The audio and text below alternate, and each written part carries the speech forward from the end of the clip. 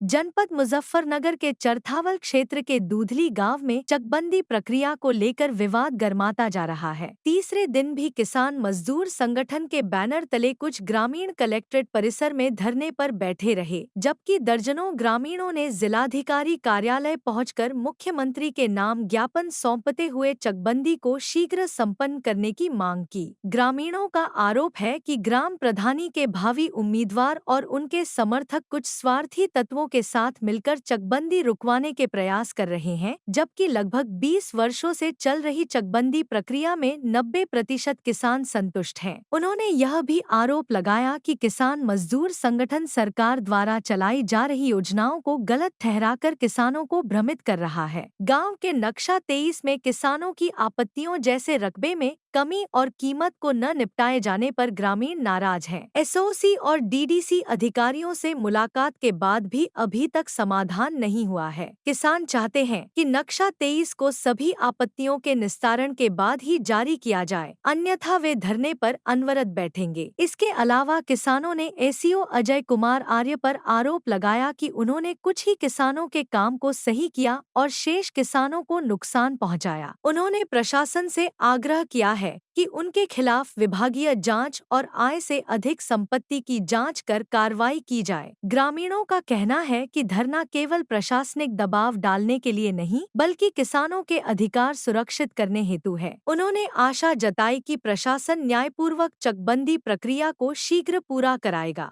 जो आदमी थे, संगठन के जो आदमी थे, उनके हिसाब से काम नहीं हुआ, उनकी दलाली नहीं चली, तो इसलिए वो विरोध में खड़े। गांव की आम जनता यहाँ खड़ी है, जिन्हें आज तक पट्टे नहीं मिले थे, उन्हें पट्टे मिले आज के टाइम में, है ना।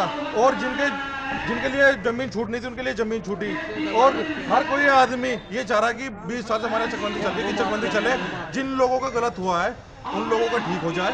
सीओ स्तर पर सीओ साहब ने कह दिया, डीएम साहब ने भी कह दिया कि हम ठीक कर देंगे, है ना। लेकिन कुछ लोग ये चाह रहे कि नक्शा 23 कैंसिल हो जाए, और वो प्रधानी लड़ रहे हैं आज के टाइम में, और कुछ नहीं कर रहे। नहीं चक हवाई चक किसी का कटा है, वो गलत है ना। और सबने आपत्ति डालने के लिए सबने कह दिया। अब तक 138 आपत्ति आई है खाली, और हमारे गांव में 2000 किसान है। 2000 किसान का मतलब है 138 आपत्ति में कि 10% भी आपत्ति हमारे यहाँ भी आई नहीं है, तो 90% किसान तो संतुष्ट है।